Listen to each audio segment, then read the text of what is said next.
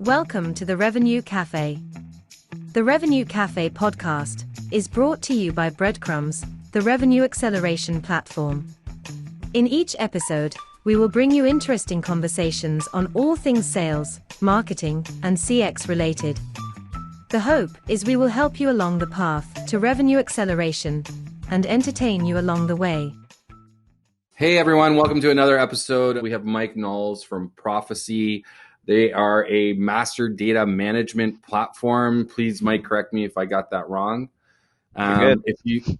Awesome. If you guys are looking for a solution to help bring your data together, you should give them a look. It's profisee.com. You can reach Mike at mike.nauls@profisee.com. As always, we're going to be talking about all things related to sales, marketing, revenue operations, and trying to make a connection to the challenges or opportunities that COVID and just 2020 into 2021 has brought. Mike, thanks for joining us. Really appreciate it. Thanks for having me, man. Yeah, awesome. I'm pumped to be here. And not to forget, my partner in crime, Joe Aicher, is back on this episode and going to be contributing as well. Hey, Joe, welcome. Thanks. Appreciate it. Cool. Mike, let's start kind of with the most obvious question, I guess, as the foundation. 2020 was a crazy year. Any cool insights, anything that's, changed your world, changed how you do business that you think would be worth talking about? Oh yeah, man. As we all know, 2020 has been it was a crazy year for me personally. So I was actually part of the people who got laid off because of COVID. So back in March, I was actually let go from my previous company, and thankfully at the time I was living with my parents in their basement. So it wasn't so bad, Yeah. compared to others where they had to, make ends meet and had to worry about how to provide, for themselves and their families. But no, it took me, because of COVID and how I got laid off at the very beginning in March, there was such a big hiring freeze. So it took almost half a year for me to get my next role here at Profisee. So I was just kind of catching up on things, learning about RevOps, kind of the rise of RevOps, what they do. Because I used to be in SalesOps, not RevOps. Right. So I started learning more about that and kind of the benefits, as opposed to having, sales ops, marketing ops, and CX ops kind of siloed. But really what I've learned so far, during my time at Profisee and part of 2020 while I was working, is you've got to do more with less, especially with the economic conditions. You don't have the budget or money to hire more headcount or to buy these tools that maybe you're not maximizing. Right. So I think that's the biggest thing I've learned. Do more with less. For sure. Yeah, I think that's been just a reality in business for decades. Maybe COVID threw a little gas on the fire, but that's a fair point. But you brought up something that I think would be super interesting to anyone listening, which is, the rise of RevOps, revenue operations as a function, as a way of structuring your teams. If you were to, succinctly describe what that is, right? What would that sound like? Is it, I think a lot of people just think it's the kind of the collapsing or the joining of marketing ops, sales ops, and customer success, customer support operations into one function. Is that all it is? Is there more to it in your opinion? Yeah, I would say it's a lot deeper than that. I think it's not just the merging of sales ops, marketing ops, and CX ops. It's the kind of alignment of all of them. It's not breaking silos, because I think you still need silos. You kind of need your functions, people in different roles. But it's kind of getting everyone on the same page and not duplicating efforts across your tech stack, across your processes. Because when prospects are buying from you, they're not buying from, the marketing function or the sales, direct sales function. They're buying from one company. So everyone's got to be singing the same tune, kind of. They all need to be aligned, and that's exactly what it does. It's a tough job because a lot of the time they're the first person in RevOps is kind of there being a team of one for a while until the value of the function's been proven out. And sometimes it takes years for companies to catch on, but it's powerful when you get it right. Joe, do you know anything about that? Yeah, I was in a RevOps role prior to joining Breadcrumbs. I'd be curious, Mike. You said that you were in more of a sales ops role before kind of that layoff time, and then joined into a RevOps. What were some of like the biggest challenges or things you had to catch up on when you finally joined Profisee in a RevOps role? Yeah, so my prior role, I was just kind of focused on the sales team. Mm-hmm. So mainly net new, working with the AEs. I never really had the chance to work with the marketing team in more of an operational role like marketing ops. So when I first came to Profisee, that was brand new to me. Kind of working with our marketing automation system. We use Pardot, working with data vendors like ZoomInfo, TechTarget, how we structure campaigns, how we do lead routing with inbound leads. Kind of all this was new to me, but I was able to pick it up really quickly because it's an extension of SalesOps. It's not so much different. It's all tied to kind of one goal, that's in maximizing conversion rate, increasing the win rate, decreasing sales cycle, and increasing ASP. So it's all tied together. Yeah. I think in my experience, that was something I experienced well. I'm a sales guy myself, worked in a RevOps role, and got kind of brought into the marketing world a lot more. One of the bigger challenges I had was to then also get brought into more of the CX roles. What are some of the things that you've experienced in kind of bridging that gap over to the customer success teams and the tools they use or the challenges that they face with existing customers? Yeah, so I had the chance to work a little bit with the CX kind of ops team back at my previous company, but at Profisee, this isn't unique just to Profisee, but I think a lot of companies, a lot of their CX functions are very immature relative to for example, their sales and marketing ops functions. You don't really have playbooks, renewal playbooks, upsell playbooks, kind of ironed out. Maybe you're not proactively creating renewal ops in Salesforce and tracking them. There's just a slurry of kind of things that you need to address to get it mature to match, sales ops and marketing ops. So that's the biggest thing I've noticed. That it's just very immature. Maybe because it's a newer function. You never really used to have CX ops. So that could be it, probably. Yeah. Do you see that as like a bigger opportunity then for folks in RevOps roles, is to incorporate that more into the overall RevOps team? Oh, absolutely, man. I mean, that's how companies, SaaS companies, make most of their money, as you guys know. It's through upsells, renewals, expansions. So it has to be a priority. And it's cool that it's brand new, because the new RevOps folks who go to these companies without really a structured CX ops function, they can build it from the ground up and kind of incorporate best practices, collaborate with leadership to kind of get it going. Yeah, I think you guys are hitting on just a natural evolution. Obviously sales has always been revenue focused. That's their reason for being. Marketing over the last, I would say, 20 years have definitely, moved away from the traditional connotations around advertising or, more awareness, brand related functions, and are definitely focused on revenue attribution, more measurable activities. And, CX functions are just earlier on that maturity curve, right? In the past, they've been concerned with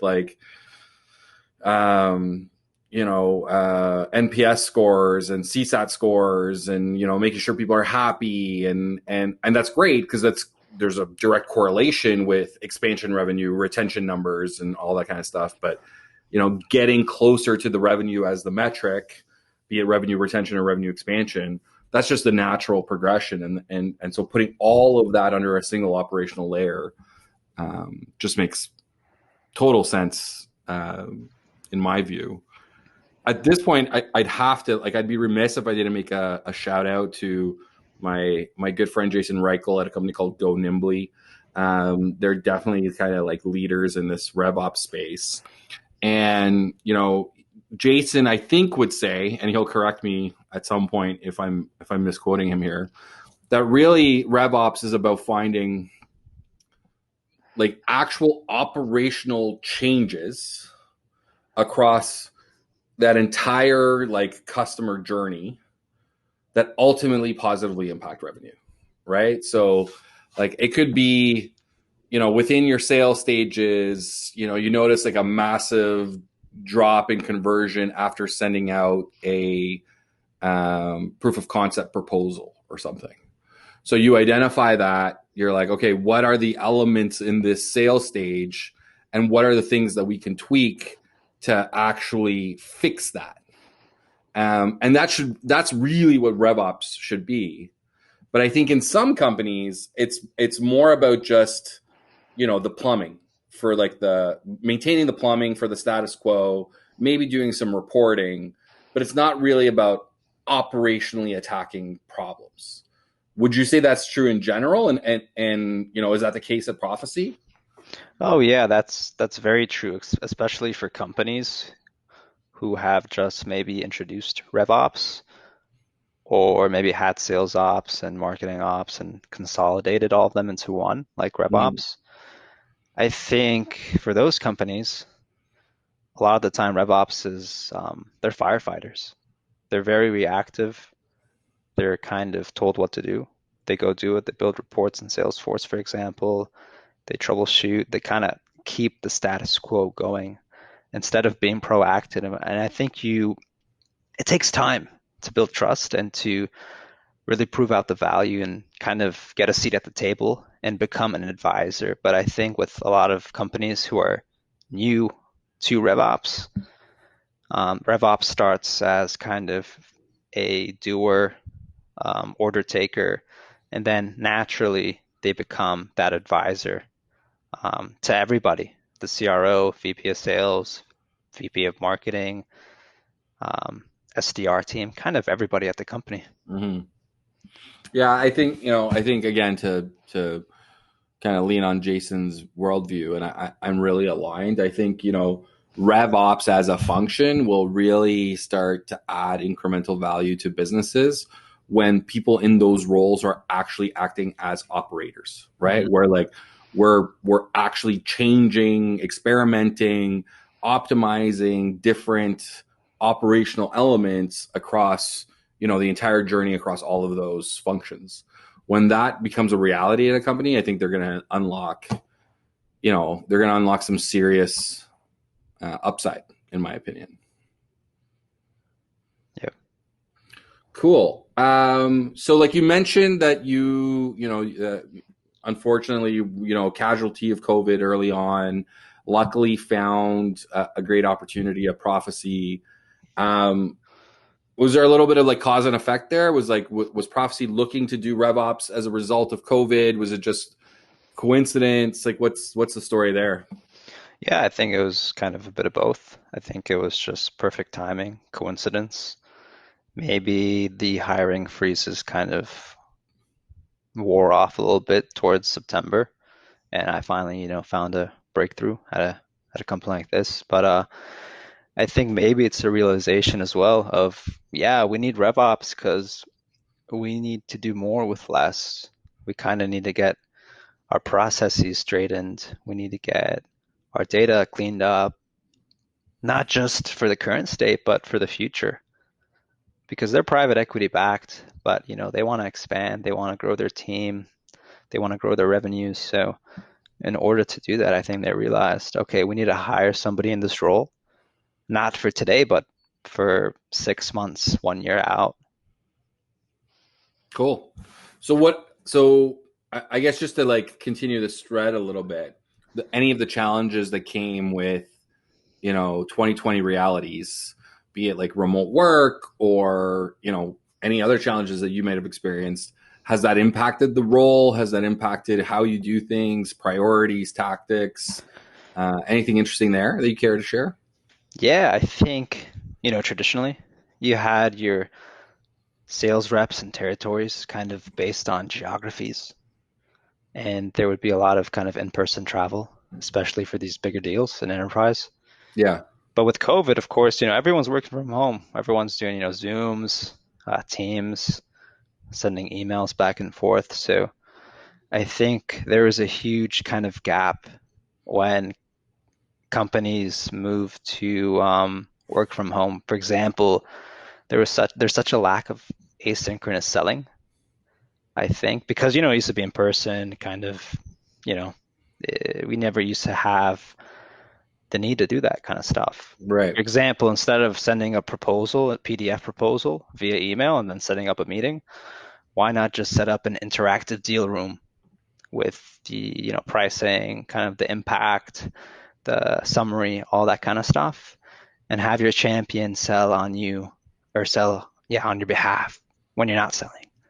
Right. Why not just, instead of using a canned video on YouTube, that's maybe like more marketing focused, why not just use a screen recording platform like Loom and make it personalized, send it out to somebody, and chances are they're gonna send it to other people, and that's how, things are gonna get done in this remote world. So Right.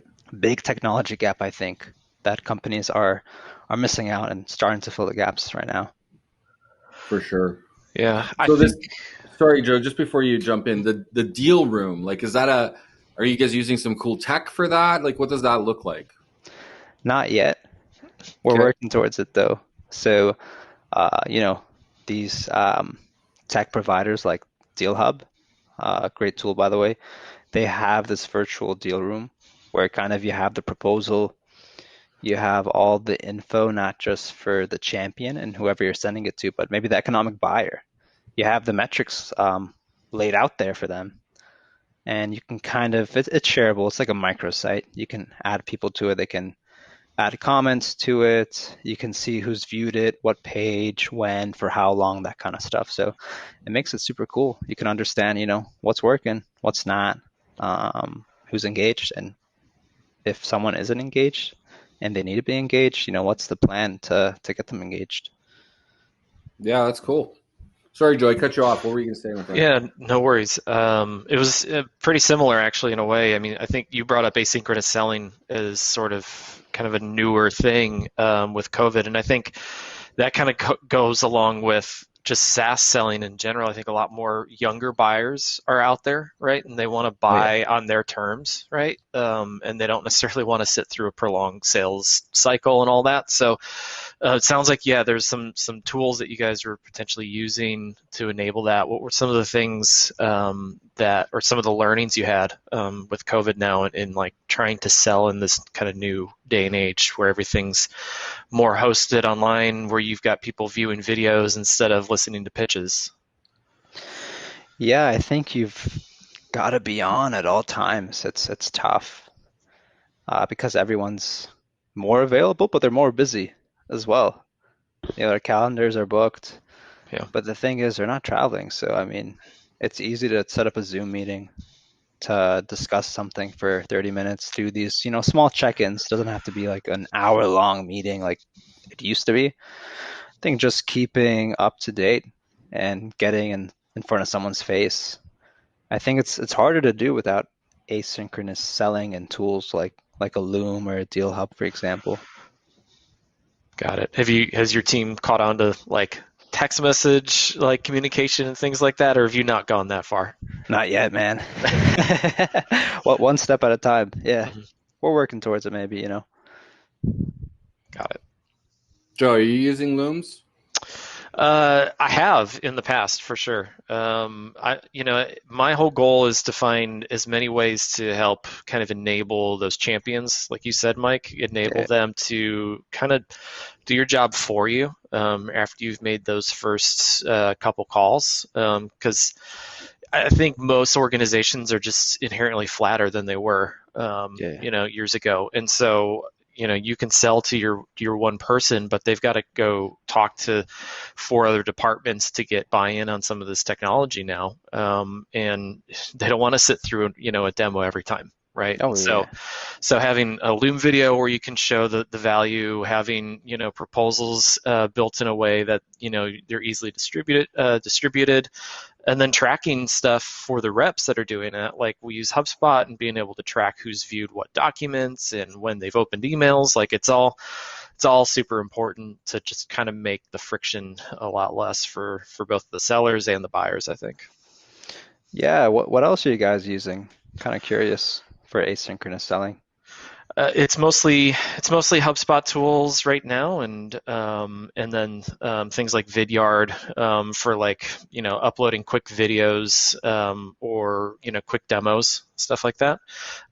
There's lots of cool technology out there that I've used in the past, though. I'm even looking at new things that do like demos of your product for you that you can distribute into the team that you're selling to, and they can give you like a live kind of copy of your environment for demoing purposes. So even getting down into like demoing the environment in a way that is asynchronous would be really cool. Yeah. Yeah.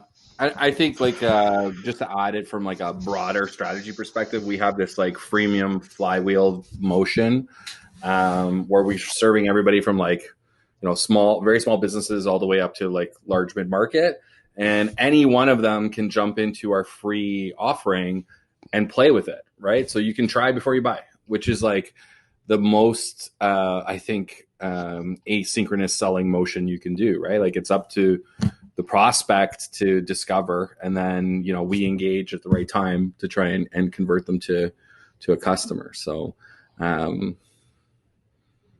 yeah, from a strategy perspective, that's one of the things that we're doing. Does that resonate with you, Joe?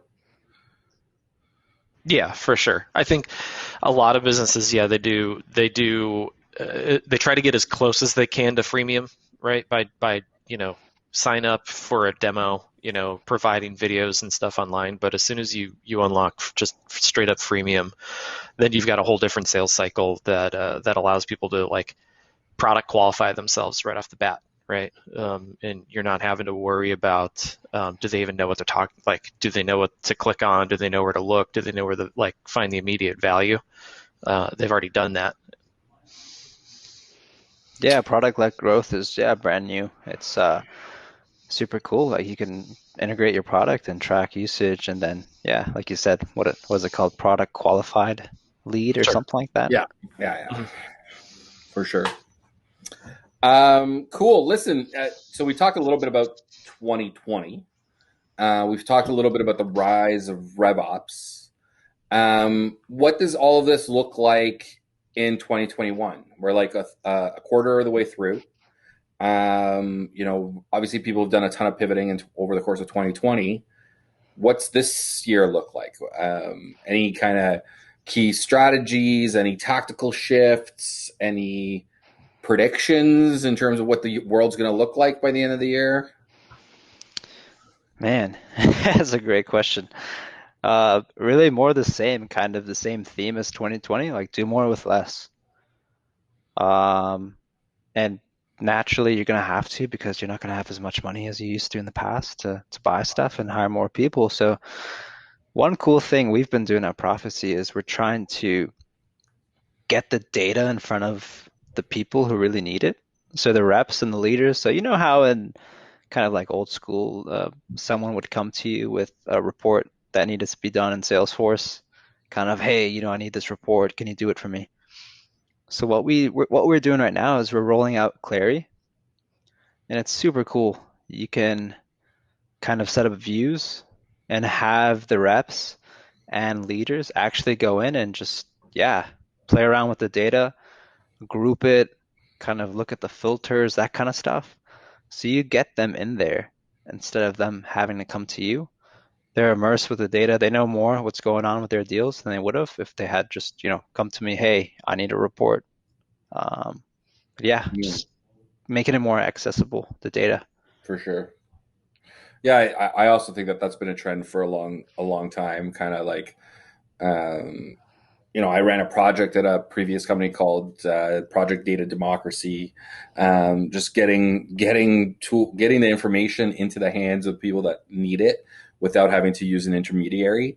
Um, I think that's important. I think the bigger opportunity, though, and one that's harder is actually like delivering insights, right? Like sometimes the data, the numbers, the reports, they just become routine, mundane. You know what I mean? You're going through the motions. And really, what's important is like what insight can you glean from the data? Tying back to this idea of RevOps people actually being operators, right? Like what insight can I glean from the data that I can use to inform an operational element, like change a tactic, change a field on a form, change an SLA, whatever it is that is ultimately going to impact the numbers I see on that report, right? Yeah. As opposed to just getting the report. Yeah, I think you need to visualize the data. I think you need to make it very friendly to see what's going on. So Clear does a good job with that. And I think, what do you want to call it? Tertiary data points, like activity, emails, meetings, kind of files sent. I think that's a great thing to look at. For example, let's say a CSM is working on a renewal 3 months out, and you see that we've sent them 20 emails or so. This is extreme, but 20 emails or so over the past month, and they haven't returned one single email. You can take a look at that and say, okay, maybe we need to change up our approach. And you wouldn't be able to get that like from a field or a calculation or anything like that. You just you need to look at it from a tertiary data point like that, like activity. For sure. Cool.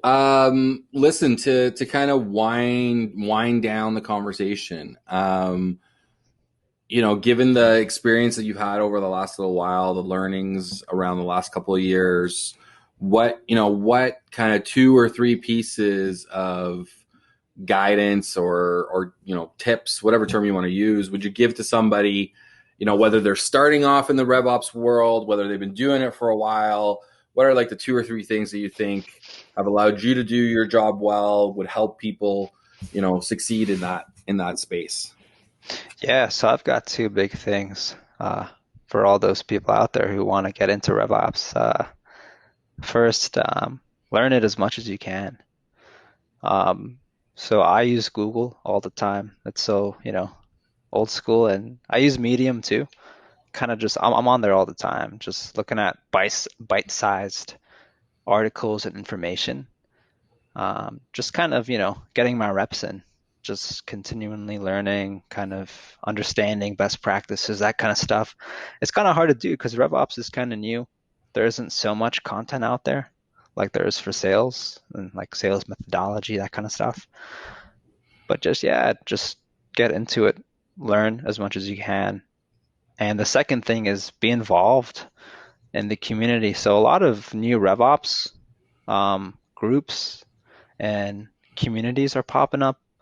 So for example, this isn't specific to RevOps, but RevGenius, Modern Sales Pros, RevOps Co-op, Wizards of Ops, like all these new communities are kind of popping up. So join, engage, kind of, make some friends and connections, because a lot of the time, like we're a team of one.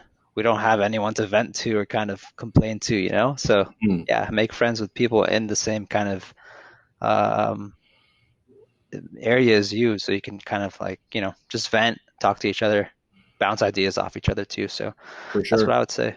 Cool. Joe, any final questions, thoughts, comments? No, not for myself. It was awesome hearing your experience, Mike. Super glad that you could jump in and talk about it. Oh, I appreciate it, guys. Thanks for Yeah, having me. Mike, really appreciate it. Thanks for taking the time. Hope everyone out there enjoyed the conversation. Again, if you're looking for a master data management solution, you might want to consider checking out Profisee. You can reach Mike at mike.nauls@profisee.com. Thanks everyone for listening. Joe, thanks for jumping on, as well as Mike. Really appreciate the time. And everyone stay tuned. There'll be another episode coming shortly. Thanks for watching the full episode. Make sure you subscribe. The social media links below. For more detailed info about what we do, take a look at breadcrumbs.io.